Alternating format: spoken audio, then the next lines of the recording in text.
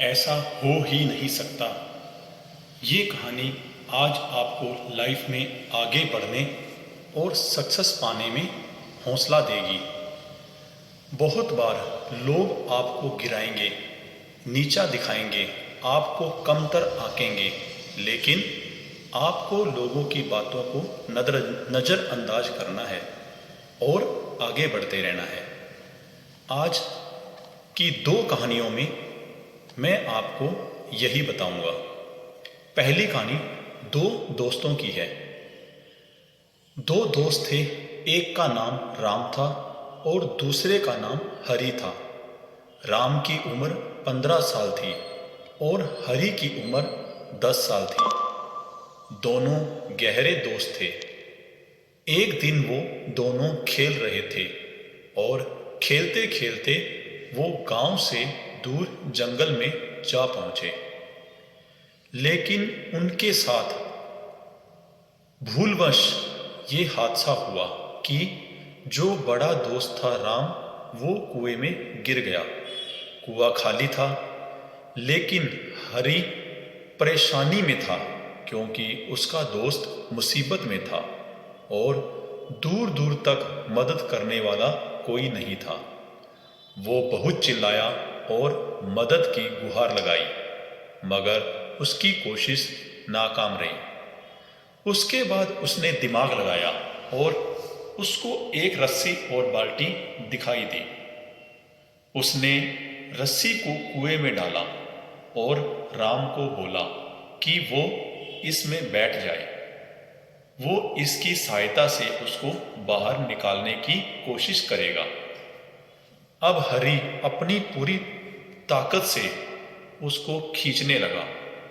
बार बार विफल हो जाता, लेकिन उसने हार नहीं मानी और आखिर में उसने कुएं से बाहर निकाल लिया। दोनों बहुत खुश थे। जब वो गांव में आए और लोगों को इस घटना के बारे में बताया, तो किसी ने भी उनकी इस बात पर विश्वास नहीं किया, क्योंकि लोग ये मानते थे कि एक बच्चा खुद से 5 साल बड़े बच्चे को कैसे खींच सकता है। किसी को भरोसा नहीं हुआ। थोड़ी देर में एक बुजुर्ग वहां आए। उन्होंने कहा कि क्या हुआ? ये बच्चे सच ही तो बोल रहे हैं। फिर वो बोले कि बात ये नहीं है कि ये सच बोल रहे हैं या झूठ। बात सिर्फ इतनी सी है कि ये बच्चा ये सब कैसे कर पाया। इसके अंदर इतनी ताकत कहाँ से आई? उन्होंने कहा क्योंकि वहाँ इस बच्चे को ये कहने वाला कोई नहीं था कि तू इस काम को नहीं कर पाएगा, इसीलिए ये कर रहा था। इससे विचलित नहीं हुआ और इसको विश्वास था कि ये कर पाएगा और इसने कर दिखाया।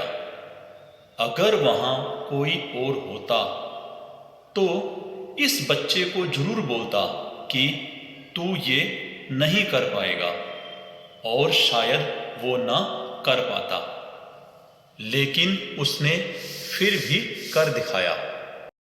ऐसे ही मैं आपको कुछ कर दिखाने की दूसरी कहानी सुनाता हूँ, जो एक व्यापारी और एक भिखारी की है। किसी शहर में एक भिखारी रहता था। वह ट्रेन में लोगों से भीख मांगा करता था। एक दिन जब वो भीख मांग रहा था तो उसे एक सेठ जी नजर आए। उसे लगा कि सेठ जी उसे ज्यादा पैसा देंगे। ये सोचकर वो सेठ के पास पहुंचा। सेठ से उसने भीख मांगी। सेठ ने उससे कहा कि अगर मैं तुम्हें पैसे दूंगा तो बदले में तुम मुझे क्या दोगे?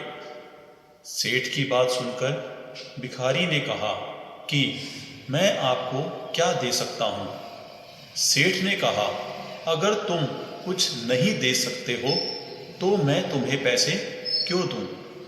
भिखारी जब अगले स्टेशन पे उतरा तो सेठ की बात याद आई।